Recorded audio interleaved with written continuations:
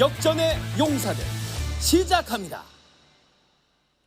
대한민국 최고의 방송 스픽스의 역전의 용사들 시간이 돌아왔습니다. 오늘 제가 희죽희죽 웃으면서 방송 시작하겠습니다. 뭔가 대한민국이 제대로 돌아간다는 느낌이 들어서 저 혼자 에스컬레이터 돼 있는데요. 이 방송 보시는 분 비슷하게 아마 업될 건데요. 먼저 오늘 대한민국을 훨훨 타오르게 하실 세 분 역전의 용사 소개하겠습니다. 떨어졌지만 죽기 살기로 뛰고 있는 정치인 한 분이 오셨습니다. 재선 국회의원이지만 지금은 저 풍찬 노숙을 하고 계신 부산의 대표 아들 최인호 전 국회의원 오셨습니다. 어서 오십시오. 예, 반갑습니다. 풍찬 노숙. 아, 풍찬 노숙 아닙니까? 예, 다 잠자리 좋습니다. 야, 요즘 현대건설하고 싸운다고 정신없는데 국민 여러분 관심 좀 가져주십시오. 김건희가 분명히 개입됐을 것이라는 의혹을 가지고 자, 용산 대통령실 공짜, 스크린 골프장, 사우나 공사해주고 영빈강 공사 공짜로 먹고 부산에서 10조 5,300억짜리 단독 수의계약 공사까지 했는데 대한민국이 조용하다. 그래서 로비를 엄청 열심히 하고 있습니다. 특검에 가서 계속 수사 요청을 하고 있는데 자, 그 내용은 오늘 주제가 아니기 때문에 일단 자랑만 해드리고요. 또 한 분 더 소개하겠습니다. 결국 이재명 정부에서 중요한 일을 하실 것이다 라는 확신을 저 혼자 가지고 있습니다. 개혁신당 대표였던 허은하 전 의원 오셨습니다. 어서 오십시오. 네, 반갑습니다. 국정기획위원회에서 활동 많이 하셨죠? 네네. 예. 여기 이제 지난 주에 해단식 했습니다. 해단식 네. 했고요. 제 뭐 TV 광고도. TV 광고도 예. 허은하 TV 이제 지금 좀 더 우리 그 동시 접속자 좀 많이 들어와야 됩니다. 네, 그때 네. 해야 그때 되는데 지금 한번, 먼저 네. 일찍 시작하시면 네. 약간 손해기 때문에 허은하 TV 시작했다. 아하. 정말로 와 이거 배워야 되겠는데 이게 딱 그 뭡니까 이게 이런 걸 배너라 그럽니까? 네. 엄청 잘 만드셨는데요. 야, 아니 근데 뭐 단도직입적으로 질문드리겠습니다. 그 국정기획위원회 활동하시다가 지금 이제 끝이 났다고 하셨죠? 네, 지난주에 해단식. 해단식을 했습니다. 했다. 예. 그 말은 또 간단하게 얘기하면 이제 백수가 됐다 뭐 이런 이야기죠. 그렇죠. 예. 지금 이제 정치 백수 네, 허은하 전 개혁신당 대표 모셨고요. 요즘 완전 뜨는 방송이 하나 있습니다. 장용진 TV의 장용진 기자님 어서 오십시오. 네, 안녕하십니까. 아니 밤에 들어보면 정말로 재미도 있고요. 또 구독자도 많이 늘었더라고요. 구독자가 조금씩 늘고는 있습니다. 예. 근데 잘 안 늘어요. 생각보다. 그렇습니까? 네.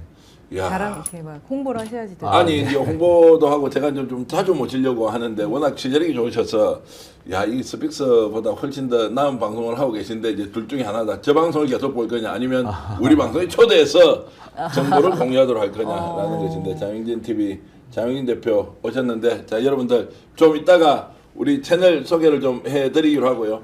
오늘 야 벌써부터 많은 분들이 들어와셨는데 강순영 선생님, 짱님, 박종호 선생님 그리고 월출사님, 대양구님, 시드이천님은 늘 이렇게 저를 응원해 주셔서 감사드립니다. 바일라이프님은 장기자님 살 빠졌네요 이렇게 하셨는데 자 고맙습니다. 솔림님도 오셨군요. 소로롱님께서도 장용진 기자님 반갑습니다. 야 저 칭찬보다는 장용진 기자가 확실히 팬층이 두텁다 라고 약간 질투심을 가지면서 그래도 방송 열심히 해보겠습니다. 자 좋아요 누르고 보시면 더 많은 분들이 함께 방송 시청할 수 있습니다. 여러분 들어오셨으면 좋아요 누르면서 이제 방송 시작하겠습니다. 조금 전에 속보 하나가 들어왔죠. 여러분 보셨습니까? 약간 생소할 수도 있는데요. 검찰 중간 간부에 대한 인사를 단행했습니다. 자 법무부 정성호 장관이 단행했는데 이걸 놓고 지금 보수 언론에서는 뭐라고 하느냐. 자 이재명 수사했던 사람 다 날려버렸다라고 사기치고 있습니다. 이게 사기인지 아니면 혁신적인 인사 조치였는지 집중적으로 얘기 나누겠습니다. 장윤긴 기자님, 네. 자 오늘 인사 어떻게 보셨습니까? 저는 이 인사 보고 혼자서 씩 웃었습니다. 그럼 그래요? 그렇지.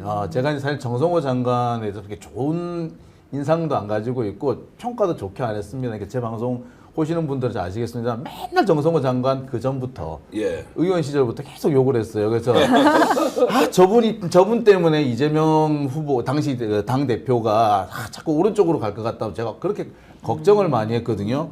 근데 요즘 보니까 제가 실수했구나. 예. 가서 사과드려야겠다라는 생각을 좀 합니다. 오늘 인사 잘 됐습니다. 그러면서 그래요? 정말 쏙쏙들이 잘 뽑아냈고요. 제가 했어도 요렇게 했지 않았겠는가라는 생각도 듭니다. 그리고 최근에 그 조상호 변호사를 그게 그 정책보좌관으로 정책을 이렇게, 했는데 예. 조상호 변호사가 상당히 역할을 하셨겠구나라는 생각도 좀 들었습니다. 제대로 사람 한 사람을 분석하고 적재적소에 재배치하면서 내란에 동조했던 검사들은 물을 먹인다. 이제 이렇게 이제 인사가 됐다고 하는데 정성호 장관의 리더십이 굉장히 돋보인다. 저도 사실 좀 부끄러운데 하도 비판을 많이 해가지고요. 법무부에서 항의 전화 받고 막 이랬습니다. 특히 저 서울구치소 김현우 건 처리할 때 바로 뭐 법적 조치 안 한다고 막 이렇게 흥분을 했는데 어찌됐든 오늘 인사는 참 잘 됐다라는 이야기 듣고 있습니다. 그 정성호 장관의 몸집만큼 대단한 계력을 발휘했다. 예. 그런 인사다 봐지고요. 제가 8년 동안 그 아침에 일찍 이제 그 사우나에 가는데 비교적 그 우리 정성호 장관님 일찍 나오시거든요. 그런데 저보다 한 30분 일찍 나와서 엽기를 항상 하고 있습니다. 네. 그런데 이 육체미 선수 못지않게 어마어마한 그 뭡니까 이 완력을 자랑하고 권력이 뭐 대단하죠. 권력. 뭐 네. 그거 갑자기 생각하니까 뭐 질투심 이런 거보다 뭐 굳이 그 나이에 그렇게 많이 하셔야 되는지도 모르겠는데. 제가 한 방 하겠다 했는데 예. 평상시에는 유하더라도 내공이 있는 분이라서 언젠가는 한번 크게 한번 힘을 발휘하겠다 했는데 오늘 예. 제대로 발휘하신 것 같습니다. 예. 자 이제 지금 중요한 사안 중에 하나가 이동이라고 있습니다. 이 사람이 이제 고발사주 아시죠? 고발사주 네. 사건과 관련해서 한동훈 윤석열의 지위를 받았다는 의혹. 그리고 고발사주 사건에 이 사건을 무마시키거나 왜곡하는데 엄청 앞장섰던 사람이에요.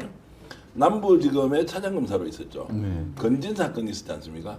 그때 이 사람이 이것을 무마시키는데 또 앞장을 섰다라는 이야기가 계속 있었는데 갑자기 사표를 내고 사라졌습니다.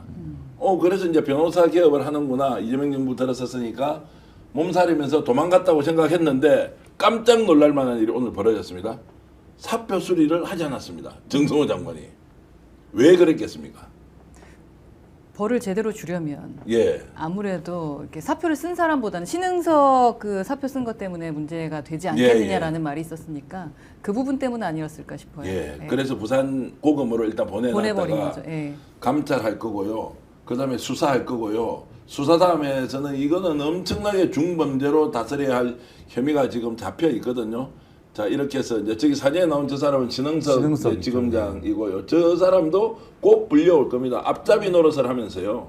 내란 세력 아니 김건희나 건진의 범죄를 덮는데 적극적으로 나서서 가능성이 있고 특히나 이 사람은 지금 관봉권 관련돼서도 신흥석은 장 기자님 뭔가 확실하게 조치해서 수사해야 되는 사람 아닌가요? 이 사람은 보면은 그 소위 말하는 게 친윤인데 그 일찌감치 친윤이 아니라 갑자기 막차탄, 뒤차탄 친윤이 돼가지고 나중에 친윤된 사람이 원래 약간 좀 출발에 늦은 사람들 중에 약간 좀 뭐라 그럽니까 자기 좀 약간 좀 뭐라 그러죠? 잘 보이려고. 예, 잘 보이려고 하면은 더 오버하는 사람들이 있거든요. 예, 예. 이 사람이 대표적인 그런 케이스로 보면 됩니다. 그러니까 이 양반이 나중에 뒤늦게 친윤이 되니까 더 충성심을 보이려고 노력을 했던 것 같고요. 그래서 보면 남부지검장 하면서도 상당히 많은 일들, 특히 관봉권 같은 경우는 이거는 제가 볼 때 의도가 있다. 누가 봐도 의도가 있다고 볼 수밖에 없습니다. 네. 게다가 이 사람이 그 신한저축은행 그 사위 그쪽하고 저기 동서지간이더라고요. 네, 예. 그런 걸 보면서 혈연으로 엮여 있는 이쪽이 적폐가 아니었겠나 싶습니다. 그래서 의도가 좀 보일 뿐만 아니라 이 사람은 글쎄 이번 외에도 과거 신한저축은행 건이라든지 관련된 그 주가 조작 관련된 여러 가지 사건이 있을 것인데 이 부분에 대한 수사가 필요하지 않을까 싶습니다. 특히 신한저축은행이 우리가 많이 몰라서 그렇지 사실 재벌 3세, 4세 주가 조작 사건이 있을 때마다 사실 배후로 지목됐다고 거론된 데가 신한저축은행. 지금은 네, 예. 바로 저축은행으로 이름을 바꿨더라고요. 그런 곳이기 때문에 근데 그때마다 수사를 안 받고 슬그머니 넘어가는 거예요. 계속 넘어가더라고요. 그래서 이게 왜 그럴까 의심을 해왔습니다. 근데 그 이제 배경이 어쩌면 신흥석일 수도 있겠구나.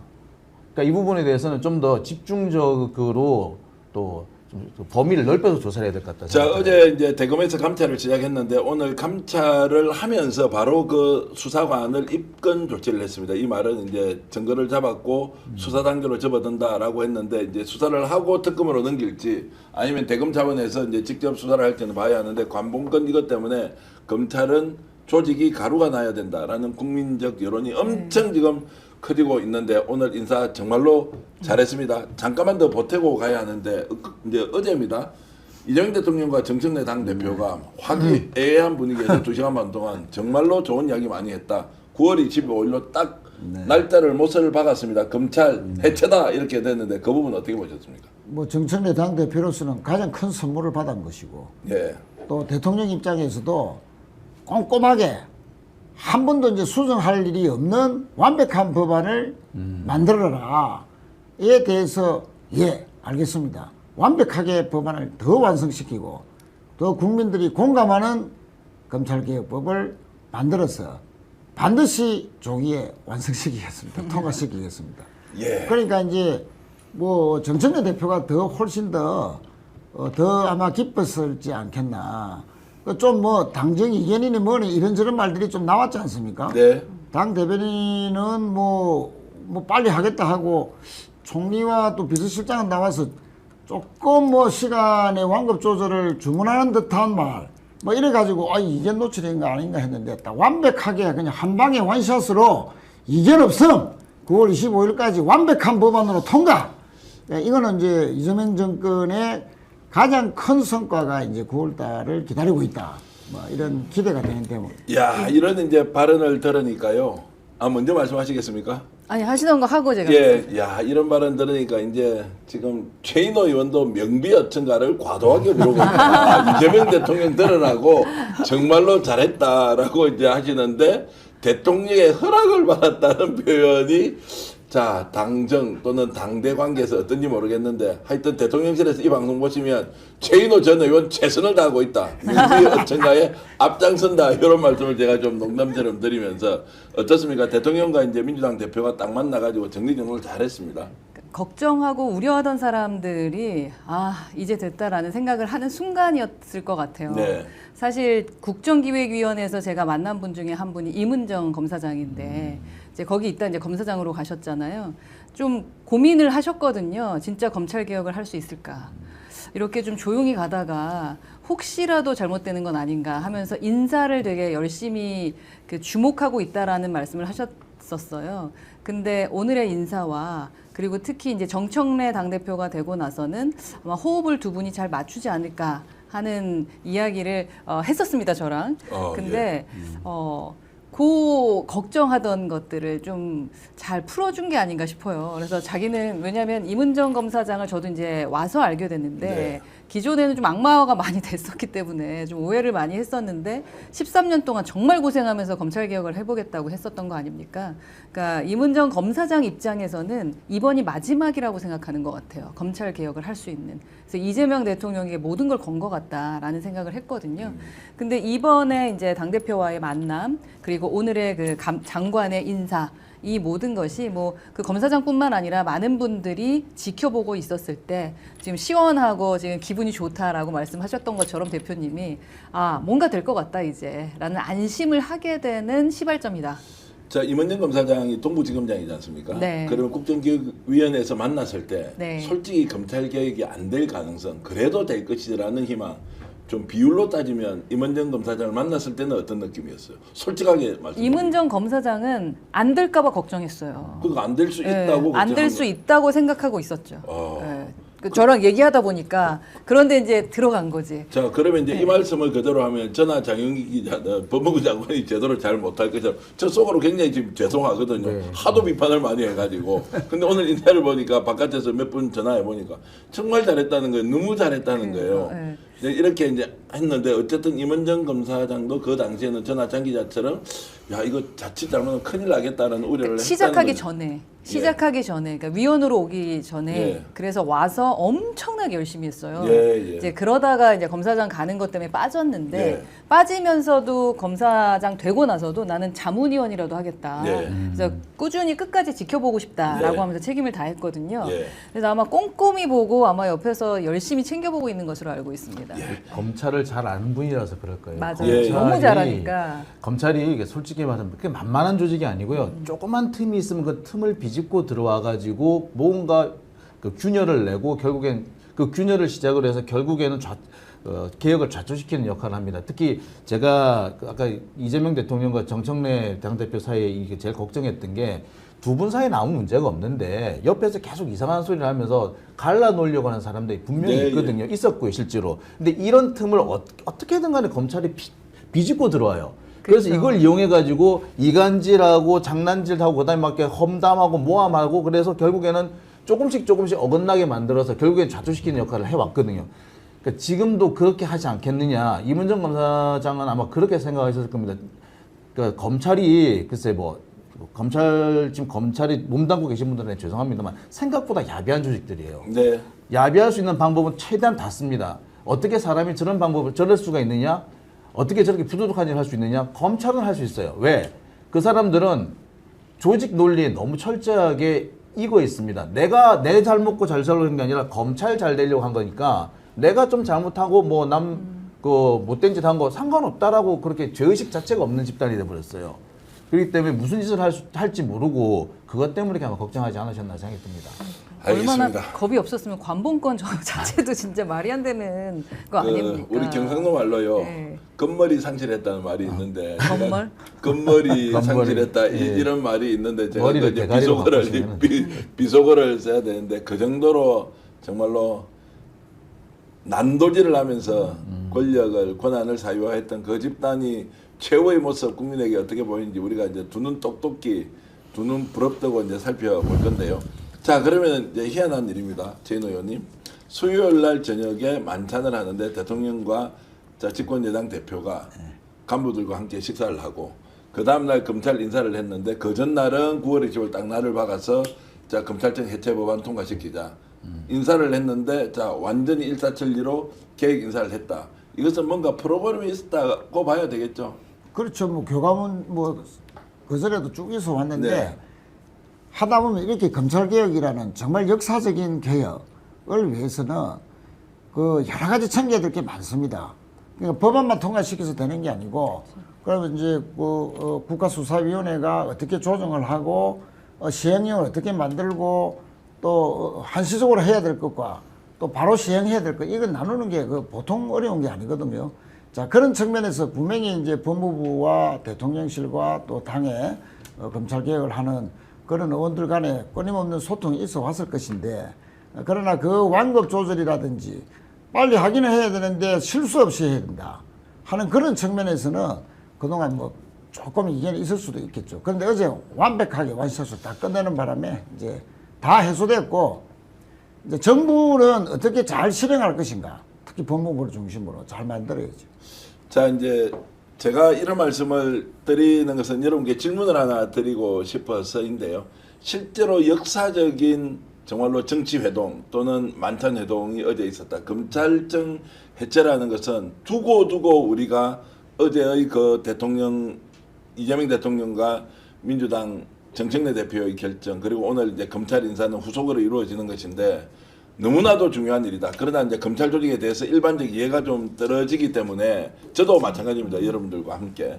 그러나 이제 이것이 우리 사회를 완벽하게 바꾸는 정말로 중요한 일을 할 것이다. 행안부는 행안부대로 조직을 관리하는 중수청을 가져갈 것이고, 법무부는 법무부대로 또 공수처와 이렇게 관리하면서 검찰청이라는 것 자체가 지금 어디 가봐도 있지 않습니까? 뭐 중앙지방검찰청, 지방에 가면 대구지방검찰청, 부산지방검찰청 다 이런 것들이 이름을 이제 바꾸게 되는데 아마 대단한 역사적 변화가 있을 것이다. 퀴즈 하나 드리겠습니다. 자, 어제 대통령과 정청래 대표가 회동을 했는데 누가 먼저 요청을 했을까? 누가 먼저 요청을 해서 만찬 회동이 열렸을까? 만찬.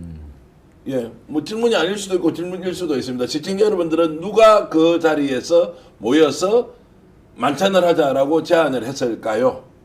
이재명 대통령. 저는 취재를 했으니까 이제 말씀을 드릴 수 있는 거고.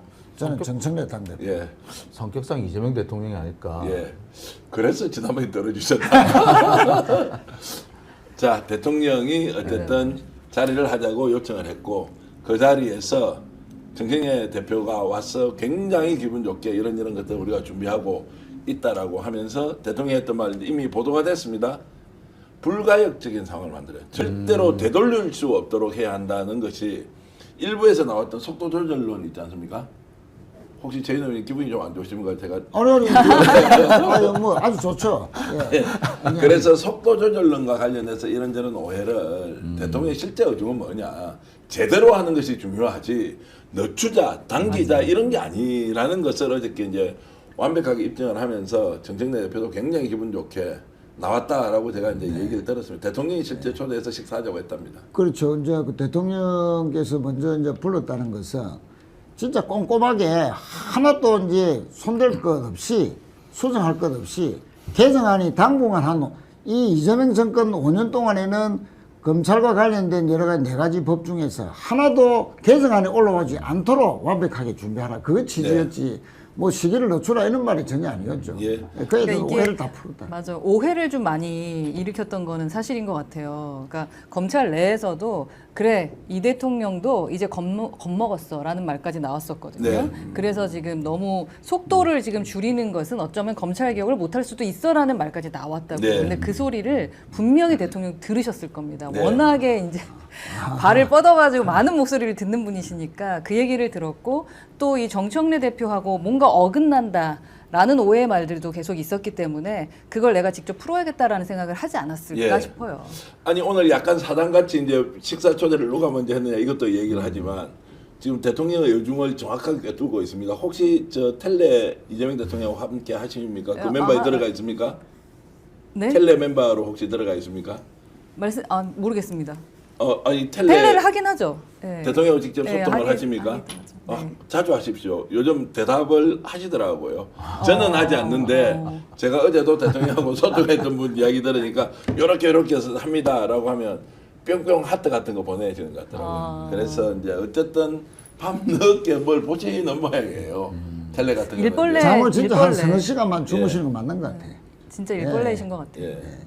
그렇게 해서 하여튼 여러 가지 이제 문제가 이제 정리되고 있으니까 참 기쁜 마음으로 이제 검찰 개혁이 된다라는 것. 실제로는 집권여당으로서 손해 많지 않습니까? 검찰 아예 자유롭게 수사하도록 하고 권한 행사 안 하면 결국 손해 보고 지금까지 정권 잡는 사람이 검찰을 좌지우지했는데 그걸 버리는데 국힘은 그래 저걸 진짜 가지고 큰 이재명 결단하는 겁니다. 엄청난 권력자가. 일을 지금 실제로 이제 한 것으로 여당인데. 이제 네. 생각을 하겠습니다. 지금 많은 분들이 댓글로 답을 주시는데 이재명 대통령 정청래 대표 이렇게 쭉 올라오고 있습니다. 여러분들이 이제 답을 주셨는데 이재명 대통령 역시 멋지다 그렇게 해주셨고요. 정청래도 경험으로 보면 정말로 잘한다.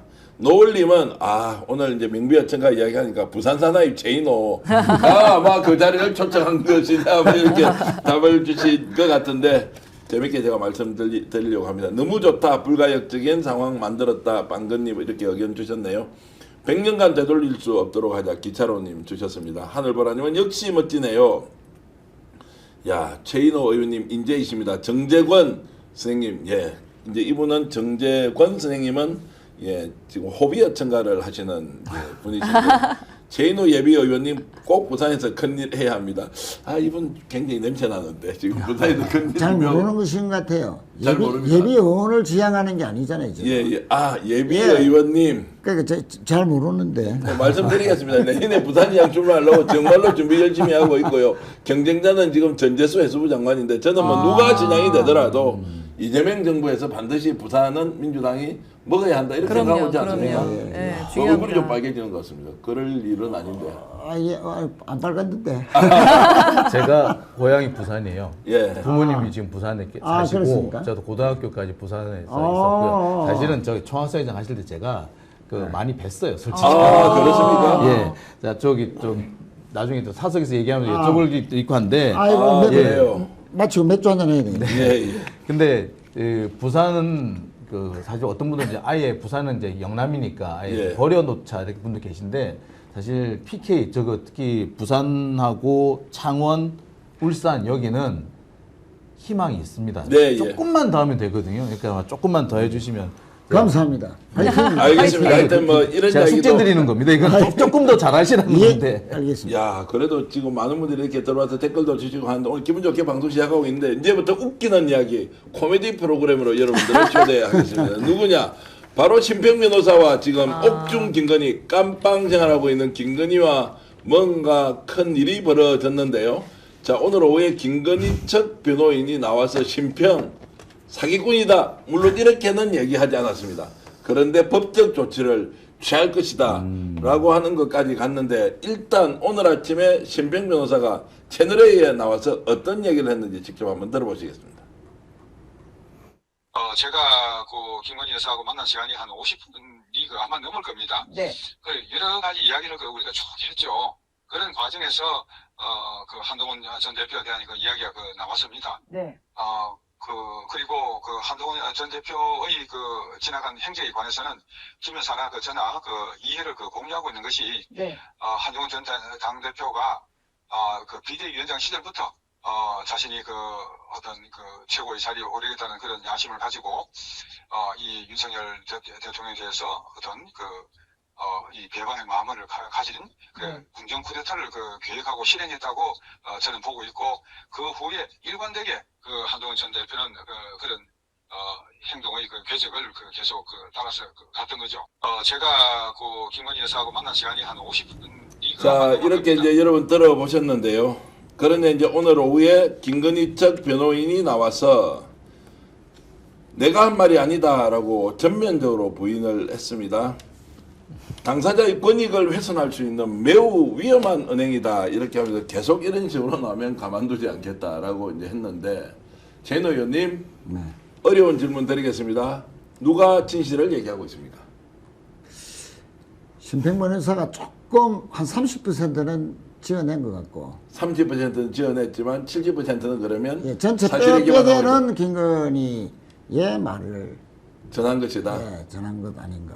그렇게 보시면 어떻게 보십니까? 원래 이런 쪽으로 전문적으로 분석하시는 거 아닌가요? 근데 뭐 저거만 봐서 잘 모르겠지만 예. 말씀하셨던 게 맞을 것 같고 근데 대화를 하다 보면 대화의 그 방향이 두 가지잖아요. 하나는 둘만의 진짜 대화인 경우가 있고 정무적으로 이제 언론에 그냥 내보내기 위한 작업을 위한 대화가 있을 건데 분명히 그 심평 변호사는 작업을 위한 대화라고 생각을 한 것 같거든요. 네. 그래서 외부 공개를 했다고 봐요. 그렇게까지 대화한 거를 일일이 다 하나하나 아주 길게 얘기했다라는 것은 그것이 뭐 김건희든 아니면 윤석열에게 도움이 된다고 생각했기 때문에 했겠죠. 그 작업의 그러면 예. 기획은 누가 한 겁니까? 심평 심평 변호사가 변호사와 스스로 두 분이 같이 했겠죠. 왜냐하면 들은 뼈대를 가지고 그게 뭐 100%든 아니든 본인이 그렇게 하지 않았을까. 근데 좀 전에 우리 기자님 말씀으로는 심평 변호사는 그렇게까지 막 말을 지어내는 스타일은 아니다. 네. 한번 라고, 말씀하면 해주십시오. 말씀을 예. 하셨는데 글쎄 뭐- 그래서 제가 좀 마무리 이거 먼저 예, 예. 한다면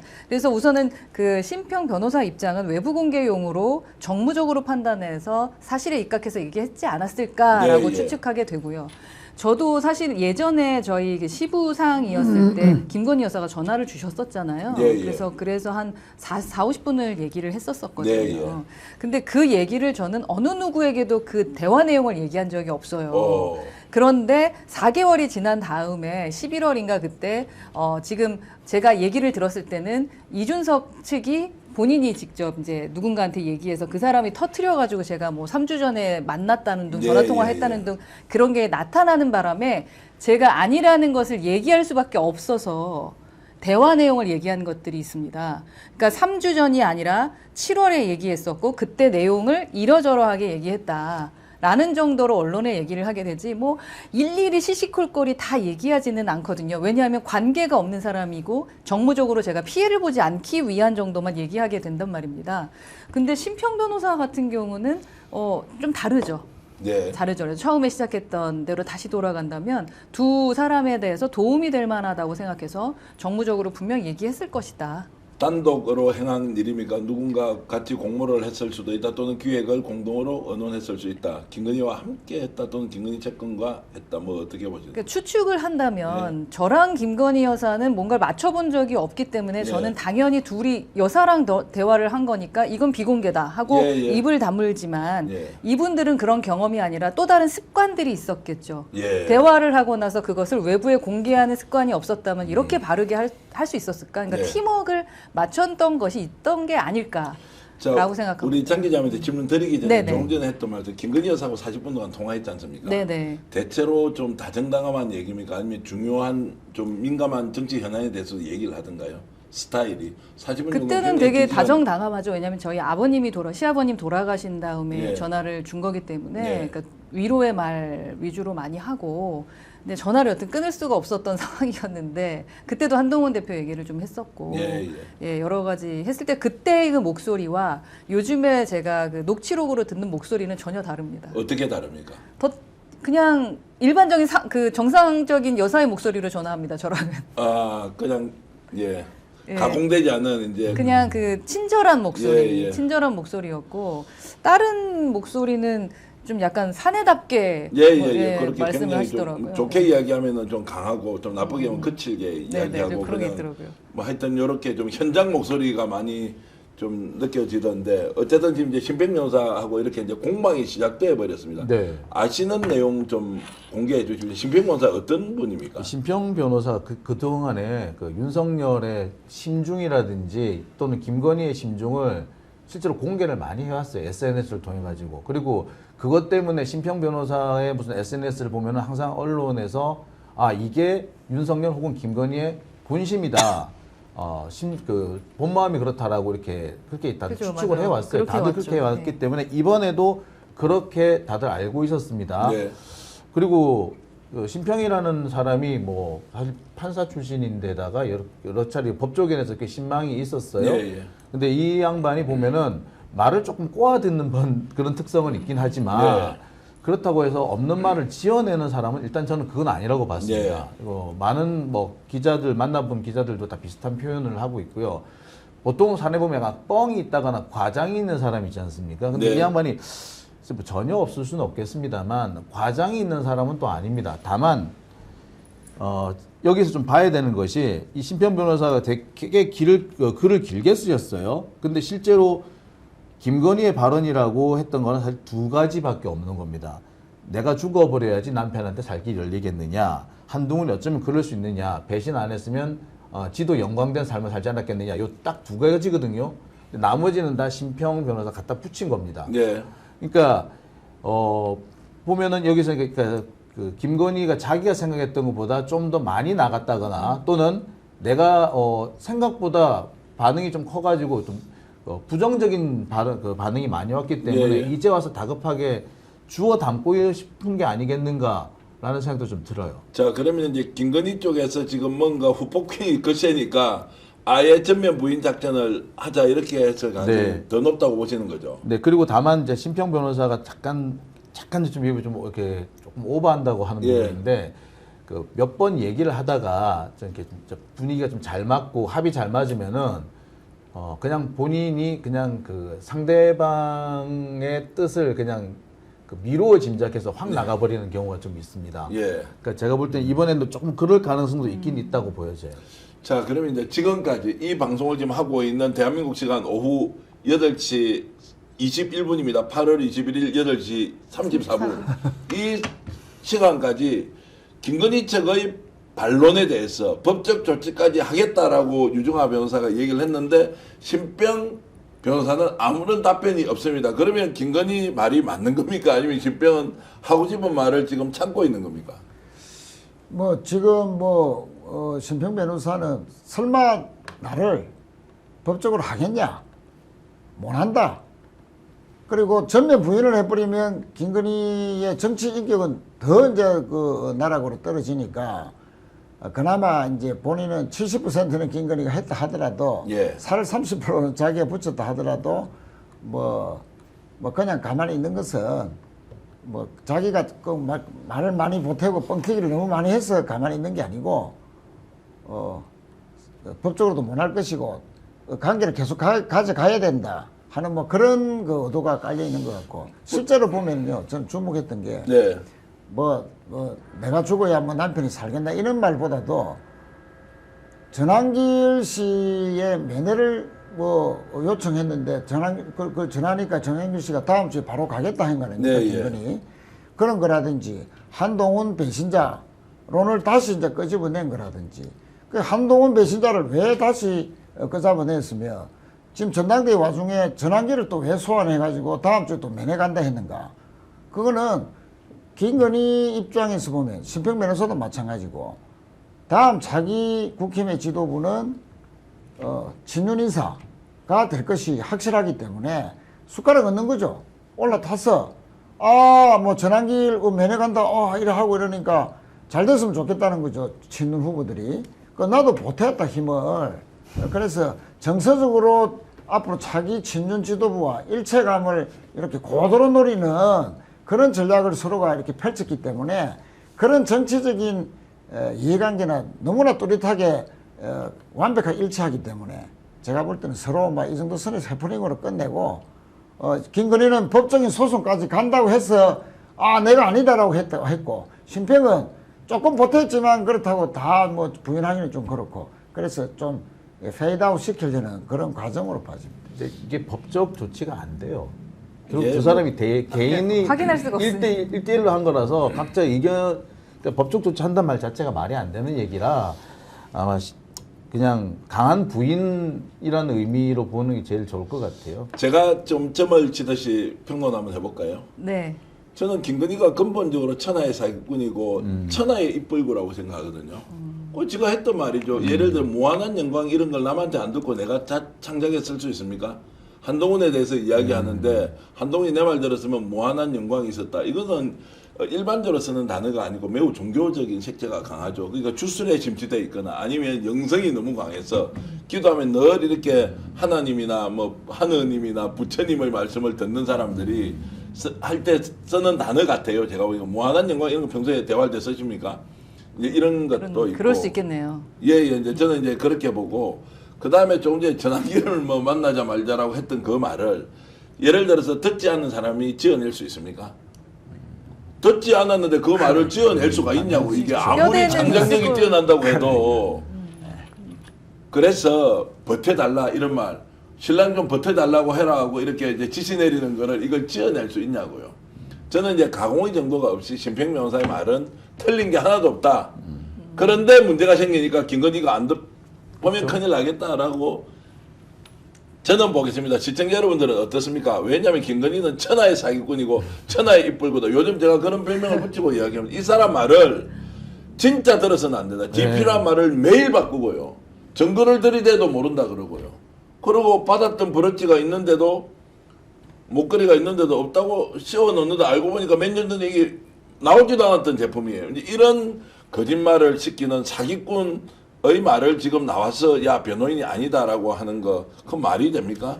그리고 자 설사 그 안에서 배가 고파가지고요 또는 정말로 영양실조 상태에 되어 있으면 제일 먼저 그걸 감시감독한 사람이 누굽니까?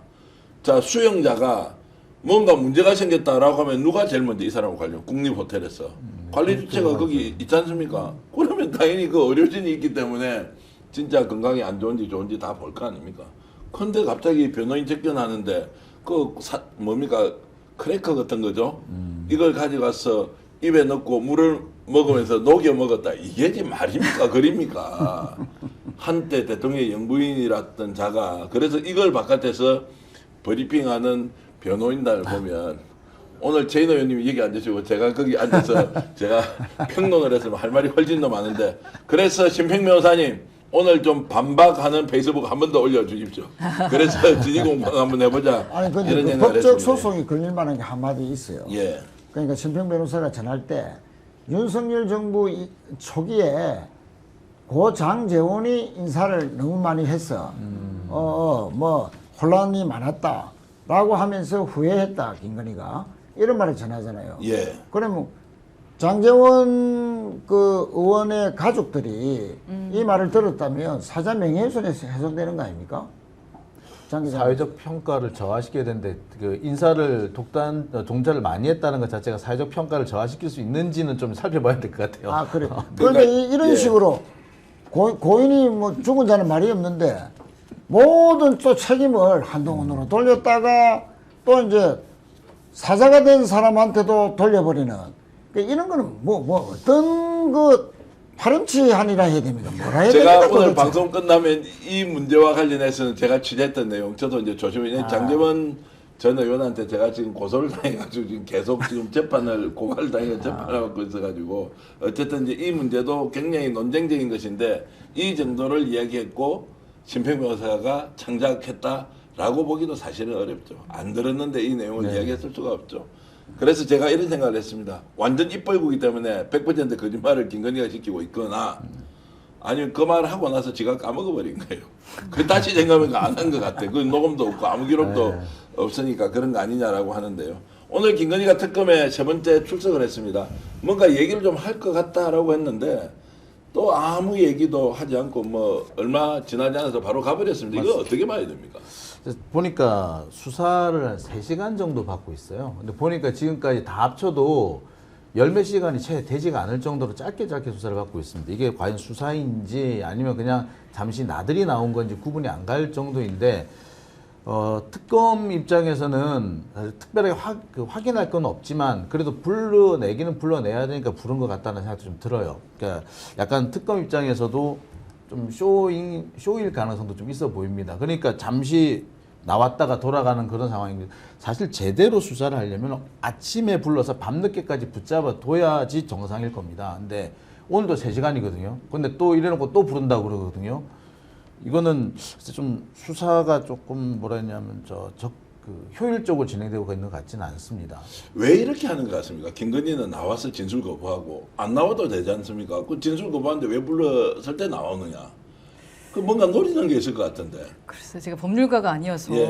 법률적으로는 잘 모르겠는데 매일매일 뉴스거리가 있어서 그런가 뭐 이런 생각은 해볼 수 예. 있을 것 같은데 그 부분은 제가 좀 예측이 안 됩니다. 일단은 뭐 김건희는 하루 3시간이든 4시간이든 나는 조사받으러 갔다 하는 그런 거를 한번 쇼잉할 필요가 있고 그렇죠. 두 번째는 이제 특검이 무엇을 묻는지 간보러 가는 거 아니냐. 네. 그러니까 특검이 예를 들어서 맹태균 그 여론조사를 당신이 먼저 요구했다면서요. 이렇게 탁 물었을 때 반응이 왔다는 거 아닙니까? 말 안 하다가 예? 하면서 그거는 절대 아니라고 또 그거는 또 적극적으로 부인하고 뭐 진술을 묵비권 행사하다가 그거는 대해서는 적극적인 방어권을 행사하고 막 이게 서로가 하나하나의 사건에 대해서 김건희는 또 어떤 새로운 것을 들고 나와서 뭐를 하지?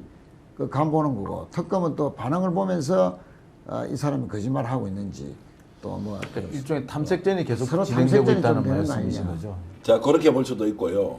제가 잠깐 평론을 해드리면 김건희가 이제 뭔가 마일리지를 쌓고 있어요. 수사에 충실히 본인이 임하고 있다. 조사에 응하고 있다라는 걸 가지고요.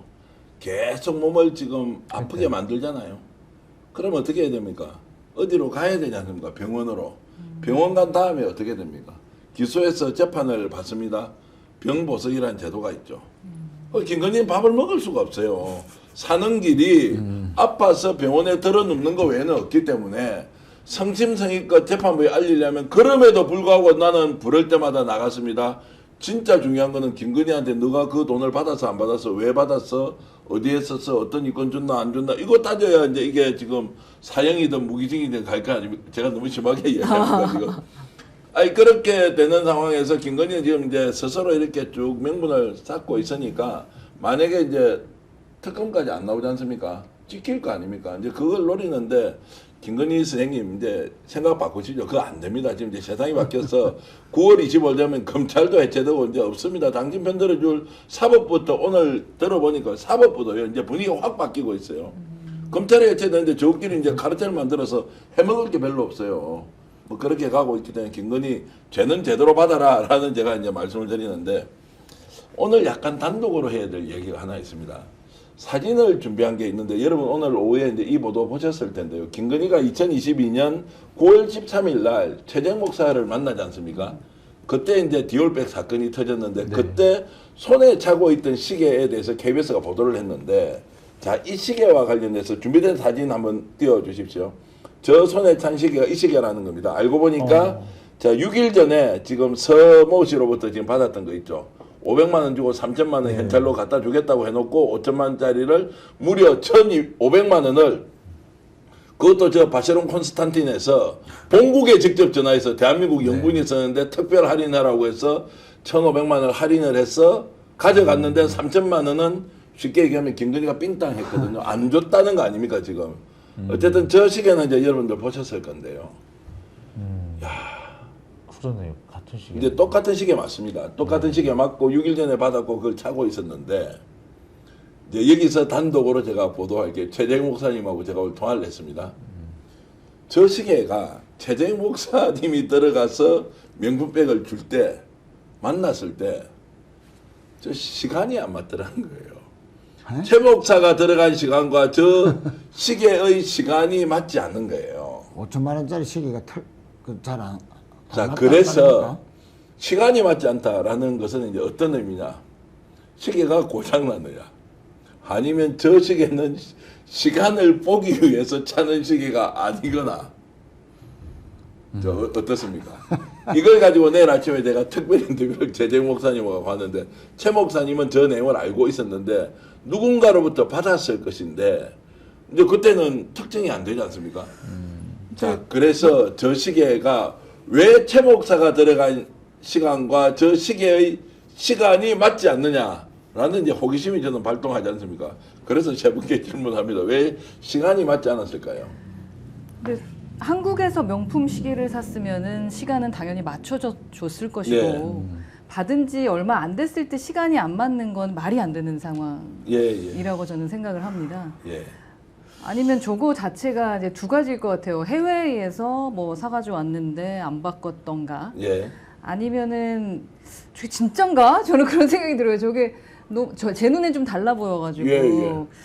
뭐 그래서 저건 이제 그런가? 전문가들이 다 지금 검증을 해가지고 저 근데 시계가 진짜래요? 맞다라고 이제 이렇게 이제 그러면 하고 있는데요. 시간이 안 맞는 건 이해가 안 가는 그 거죠. 시간이 안 맞다는 걸 이제 우리가 그럼 최초로 공개를 해외에서- 하는 것인데 아, 혹시 그러니까 명품을 안 본국의 시계? 해보시니까 잘 모르시죠. 저도 명품이 시간? 없어서 모르는데 명품을 차는 분들한테 제가 이제 물어봤으니까 저걸 추론하는 것은 합리적 접근을 했을 때 자기가 와서 이게 저게 이 시계 중에 좀 명품 자동시계 그냥 하는데 이게 이거는 자기가 맞추는데. 예. 저기 저런 시계가 이제 보통 이제 오토매틱 시계라고 하는 건데 예. 이게 그 태엽으로 돌아가는 태엽으로 건데, 흔들어서 이렇게 이제 이게 밥을 손을 주는 흔들면 거, 이게 예. 태엽이 아, 제요? 감기는 그런 건데 이게 가만히 놔두면은요 테이프에 풀려가지고 예. 중단이 돼요. 그럼 다시 손을 흔들면 다시 움직이는데 그러면은 시간이 좀 안 맞을 경우가 가끔 있습니다. 저 같은 경우에도 그런 그 시기가 있어가지고 예. 보면 그렇더라고요. 선물 그런 선물 경우. 받은 지 얼마 안 됐다 그러지 이제 않았나요? 그렇게도 이제 맞습니다. 다 맞는 말씀인데 이제 추론의 영역이니까 뭐 우리 네 사람은 다 명품하고 관계가 없지 않습니까? 저는 바쉐론 명품 안 콘스탄틴 맞춰주나? 저것도 지금은 발음을 제대로 하지만 무슨 저런 이름이 있나 오. 방클라프도 하여간 이름이 들어본 적이 어렵더라고요. 없는데 네. 자 말씀을 맞춰주나요? 제가 그래서 맞춰서 맞춰줄 것 주는데 같아요. 예 맞춰주는 그다음에 저게 아면 저기 이분 저 외국에서 차고 외국에 나갔다가 방금 들어왔거나 자 이래서 이제 제가 아, 너무 명품을 궁금하잖아요. 진심으로 좋아하는 사람한테 질문을 드렸는데 답변이 이랬습니다. 궁금합니다. 저게 5천만 원짜리 1억짜리 시계는 시간을 보기 위해서 차는 게 아닙니다. 그렇죠. 액세서리예요. 우리는 시계는 우리 같은 그냥 보통 사람은 시계를 차는 이유는 시간을 보기 위해서 차는 거 일단은 맞죠? 시간이 그래도 맞아야 맞아야지요. 뭐 좋고 안 좋고지. 저게 하루의 시간이 최대 4분까지 차이가 나기도 하고요. 김건희는 저 시계를 찰 때 시간을 보기 위해서 차는 게 아니라고요. 명품적이 아니니까 모르잖아요. 저도 몰라서 진행을 해보니까 제가 진짜 비싼 시계는 폼으로 차는 거고 그리고 한번 맞추려면 집에서 이게 밥을 주기가 너무 어려워서 자동으로 흔들흔들 하는 게 네. 있습니다. 요게 또 몇십만 원, 와인더라고 또 백만짜리 있어요. 있어요. 아, 그걸 이제 그게- 흔들어주는 거 있죠. 이것도 많이 흔들면 시계 손상이 가니까 천천히 천천히 정교하게 흔들어주는 거는 훨씬 비싸요. 예, 한 그 1분 정도 흔들다가 가만히 한 2, 3분 놔뒀다가 다시 1분 흔들고 2, 3분 놔뒀다가 다시 흔들고 한 예. 이게 와인더라고 해서 또 좀 있어요. 많이 하시네. 이게 제가 이제 아주 비싼 거가? 아주 이렇게 비싼 거 그런가 보다. 기자 할 때 제가 이제 가끔 이제 한 번 딱 그 백화점 출입을 한 적이 있었는데 예, 그때 시계 취재를 하니까 그런 말씀들을 하시더라고요. 그래서 시간이 이렇게 명품 시계는 우리가 이렇게 쿼츠가 아니고 전자시계가 아니기 때문에 태엽으로 돌아가서 시간이 안 맞는 경우가 제법 있답니다. 그래서 이거 시간이 안 맞는데 이거 왜 찾냐 하니까 이거는 이 시계다. 예를 들어서 바쉐론 콘스탄티닌이 파텍 필립인 이거는 파텍 필립이야 이렇게 차기 위해서 하는 거지 시간 보여주려고 하는 게 아니라는 거예요. 그래서 명품 시계를 한 5천만 1억짜리를 사고요. 어머, 세상에. 차고 다니다가 시간이 안 맞거든요. 실제로 안 맞아요. 그래서 가지고 가잖아요. 그러면 굉장히 저 백화점에 담당하는 명품 담당 코너의 직원이 그 사람을 무시합니다. 아니 이 시계를 시간 맞춘다고 차는 거예요? 잘 못 아니, 설마 믿으시겠죠? 진짜요? 그래서 이게 손으로 만드는 수제 시계가 고가품 1억짜리 5천만 원짜리 이런 거는요. 아무리 정교하게 맞추더라도 전자시계 만 원짜리보다 시간이 안 맞아요. 맞습니다. 저기 그러니까 약간 틀리다는 말씀이신 거예요. 약간 틀린 시간이. 오차 범위가 하루에 아. 1, 2분씩 틀릴 수도 있어요. 근데 일주일 가보세요. 그 시간이 안 맞는 거를 어떻게 시계를 차고 다닙니까? 그러니까 아, 이미 저도 그런 시계 틀린다고 보고 있는데. 그렇죠. 그 시계의 시계는 원래 그냥 기능을 아예 약- 포기한 약- 상태에서 예. 예, 포기한 건 아닌데 그 설명서 보면 요 시계는 요만큼 틀릴 수 틀릴 수 있는 있으므로. 범위인데 국제기구에서 인정하는 요 범위 안에 합격으로 처리된 것입니다. 라고 이렇게 돼 있다고 합니다. 아, 그러니까 저 시계가 뭐 한두 시간이 안 맞는 게 아니라 아니 한두 시간 안 아니요, 맞을 수도 저거는 있어요. 아예 몇 시간이 안 맞는 거고 지금 안 맞는 거. 아니, 그러니까- 그래서 뭐냐 액세서리로 그냥 차고 있었던 거예요. 그러니까 액세서리로. 지금 차고 계신 이런 시계는 믿기질 않는다는. 몇 날 며칠 놔둬도 시간 딱 맞죠. 예, 맞죠. 정확하게 근데 맞죠. 이건. 저기 저 오토매틱 시계 이런 거 같은 경우는 이걸 풀어가지고 그대로 놔두잖아요. 한 이틀만 놔둬도 시계가 멈춰 있어요. 예, 안 갑니다. 안 가요. 그래서 이게 막 흔들어주면 또 가거든요. 자, 그래서 명품족들 김건희처럼 명품에 완전히 탐닉해 있는 저런 집단의 사고 구조를 가진 사람은 저런 시계를 한두 개가 아니고 수십 개가 있기 때문에 오늘 내 패션 스타일에 맞는 시계를 차고 나올 뿐이지 시간을 우리 열심히 안 지금 본다. 허나 의원님처럼 시간을 보기 위해서 차는 게 아니라는 걸 알아야 됩니다. 지금 우리가. 제가 한 가지 조금 더 재밌는 얘기 하나 진짜 더 어떡해. 더해드리면은 시간 안 맞다고 이렇게 우리 이렇게 돌리잖아요. 예. 그래서 이걸 용두라고 그러더라고요. 예. 용두를 많이 돌리면요, 저런 명품 시계 용두가 부러져요. 시계를 맞추려고 한 게 아니기 때문에. 그런 분은 시계를 사러 가면 안 된대요. 안 되는 거예요. 아, 우리처럼 막 갑자기. 시계 맞추려고 이런 사람은 하면 안 된다는 거예요. 명품 샵에서 우산이 너무 예뻐가지고 와 이거 얼마예요 하고 물어봤더니 엄청 비싸요. 그런데 이제 주의사항을 얘기해 주는데 너무 비가 많이 올 때는 쓰지 말라고 그렇게 얘기해가지고 되게 웃고 나왔었던 경험이 예, 있는데 뭐 그런 건가 보죠. 자, 그게 그래서, 좀 창피하네. 머리가 풉니까 이거? 그래서 김건희가 지금 이제 야. 저렇게 했다는 것은 최재 목사님한테는 시간이 안 맞다는 얘기를 들었고 제가 이제 취재를 조금 더 해보니까 우리가 사는 세계와 완전히 다른 세계에서 사는데 아마 이 방송을 보시는 분 중에서 명품을 많이 갖고 있는 분은 보겠나 이런 싶은 생각이 드는데 어쨌든 그런 이야기 들으면서 진짜 섭섭하다. 그런데 그 시계값도 안 주고 말이에요. 500만 원만 주고. 그 500만 원 습관이 있습니다. 김건희는요. 만나는 사람한테 최대치로 주는 게 500만 원밖에 안 돼요. 민태균한테도 500만 원 줬죠. 서모 씨한테도 500만 원 주고 3천만 원 싹 닦아버렸잖아요. 주지도 않고 1,500만 원 깎아라 해놓고. 내가 난 다른 건 하나도 안 들리고 지금 명품 시계만 지금 명품 시계 와 이거 그러니까 물어봐야겠다. 김건희는 뭐 장부가 필요 없네. 500만 원만 하면 500만 원 500만 원 좋네요. 위로는 기억이 없네. 그러니까 그 할 필요가 500만 없네. 원도 어디서 나온 돈이겠습니까? 한번 생각해 보십시오. 지금 통일교에서 갖다 줬다는 돈 있죠. 신천지는 진짜 사람만 모아줬겠습니까? 거기 다 현찰 들어오잖아요. 관봉권 그거는 어떤 돈이에요? 관봉권은 개인이 가질 수 없는 돈이잖아요. 그럼 국가로부터 나온 뭔가 특수 비밀 활동비 같은 비용으로 자기가 이제 썼을 가능성이 있고 나머지 현금은 봉투에 딱 500만 원씩 넣으면 넣기가 좋잖아요. 그 이상 주는 여자가 아닙니다. 돈에 미쳐 있기 때문에. 그런데 제가 되게 싫어하시네요. 싫어하는 것이 아니고 제가 한때 저 사람이 대통령이었고 아, 맞아요. 부인이었다는 똑같죠. 것 자체 그 국민으로 살았지 않습니까?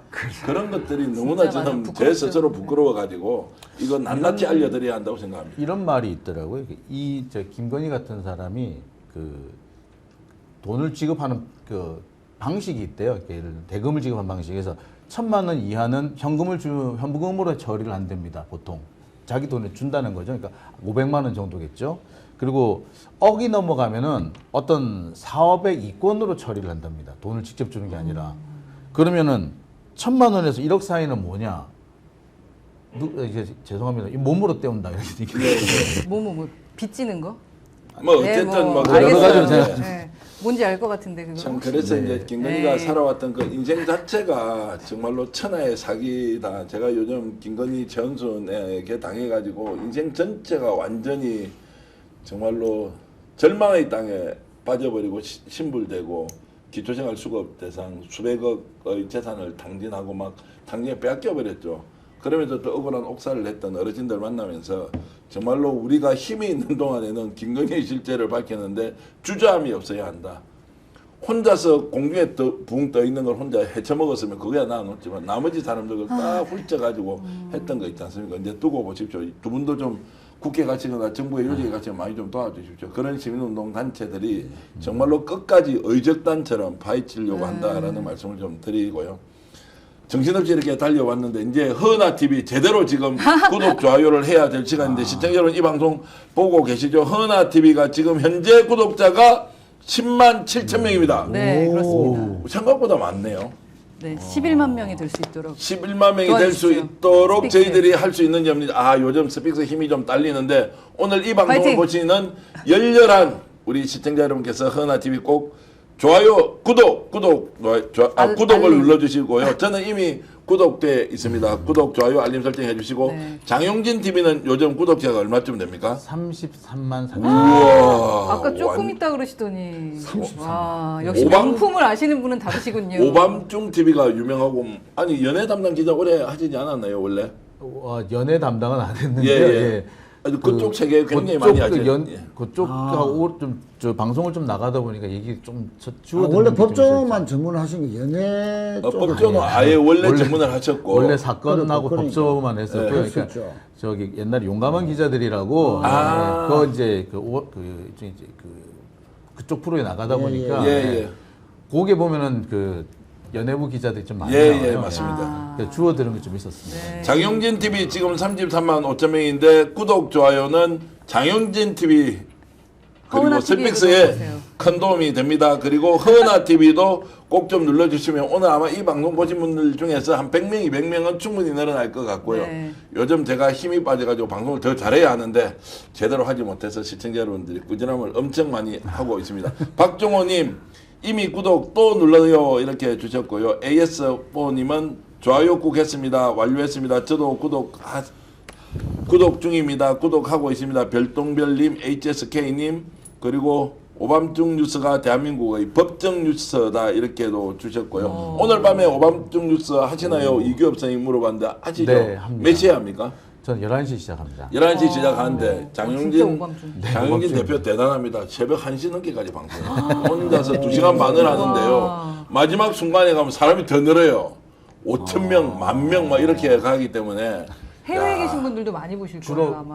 그 시간대 해외가 더 편하다고 그, 그러시더라고요. 예. 이렇게 이제 많은 분들 훈님께서도 이렇게 글 주셨고요. 그리고 강지 아빠님 고맙습니다. 그리고 금모래님도 고맙고요. 자 오늘 이 방송 보신다고 고생하셨습니다. 제가 혼자 너무 시끄럽게 많이 떠들었는데 그래도 떠드는 김에 조금 더 제가 떠들겠습니다.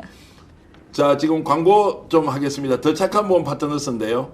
단순한 보험 가입하는 것이 아니라 최적의 보험 플랜을 여러분께 제안해 드리고 있습니다. 현재 가입한 보험이 여러분들에게 맞는지 아닌지 진단 서비스와 리모델링 안내부터 맞춤 상품 제안까지 해주시는데 다음 주부터는 더 착한 보험과 서비스가 대단한 프로젝트를 진행합니다. 뭐냐 여러분들이 지금 현재 가입하고 계신 운전자 보험을 아예 전용 상품으로 대한민국 최저 가격으로 여러분들 가입할 수 있는 거를 1년 단위 프로젝트를 하는데 최소한 운전자 보험을 5만 원에서 최대 10만 원까지 줄여주는 상품을 지금 만들어서 양쪽에서 죽기 살기로 우리 구독자 여러분들을 위해서 한번 뛰어보자라고 이제 하고 있는데요. 어쨌든 지금 현재 여러분들의 보험과 관련된 중요한 상담 필요하실 때 언제라도 1644-1236 010-7612-3303으로 전화하시면 현명한 지혜로운 보험 플랜 제안받을 수 있습니다. 그리고 스픽스가 준비한 공동 구매인데요. 자연산 민어에 매년 완판이 되었던 민어회가 돌아왔습니다. 여름철 보양 생선 민어로 집에서 간편하게 몸보신 한다는 건데요. 야, 저게 400g입니다. 제 오른쪽에 있지 않습니까? 왼쪽에 있습니까? 저거를 지금 뱃살, 그 다음에 등살, 껍질, 불에 와사비 포함해서 제가 먹어보니까요. 등살, 뱃살, 껍질, 불에 이걸 지금 24,000원에 택배비 포함해서 주는 데는 대한민국에 진짜 존재하지 않습니다. 최저 가격으로 여러분을 모시고 있는데 하루에 몇백 세트씩 지금 계속 나가고 있던데요. 가격으로 여러분들께 품질까지 함께 선물하고 있습니다. 스픽스몰에 오시면 여러 가지 공동구매 제품이 있는데요. 제대로 된 공동구매 사이트 만들려고 노력하고 있습니다. 여러분들 이용해 주시면 고맙겠고요. 오늘도 이렇게 방송 시청해 주신 여러분께 진심으로 감사의 말씀드리고 제가 또 끝까지 부탁하면 한 번 더 하는 거 있지 않습니까? 뭐냐? 바로 허나TV 구독! 장용진TV 구독! 그리고 부산에서 죽기 살기로 내년에 부산대권에 도전하는 우리 화이팅! 최인호 의원님 화이팅 이렇게 화이팅! 해주시면 고맙겠습니다. 제가 역전에 하면 용사들 하고요. 오늘 하루 고생하셨습니다. 이재명 대통령, 정청래 대표 잘 하셨습니다. 정성호 법무부 장관 정말로 고맙습니다. 이렇게 해서 검찰개혁에서 대한민국이 정상적인 국가로 돌아가는데 여러분들 덕분에 우리는 열심히 살기만 하겠습니다. 역전의 용사들 하면 화이팅하고 끝내겠습니다. 역전에 하면 용사들 화이팅입니다. 준비됐습니까? 네. Are you ready? 네. 야, 하겠습니다. 역전의 용사들 화이팅! 자연산 목포 민어회 400g 한번 보십시오. 푸짐합니다.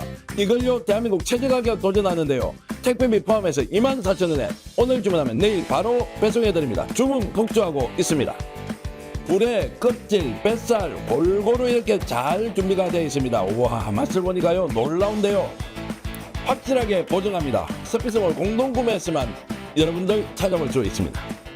툭불 한우 불고기인데요. 야, 400g 한 팩, 두 팩, 세 팩 판매하고 있는데요. 와, 맛있습니다. 부드럽습니다. 역시 품질 좋은데요. 저와 함께 드셔보시지 않겠습니까?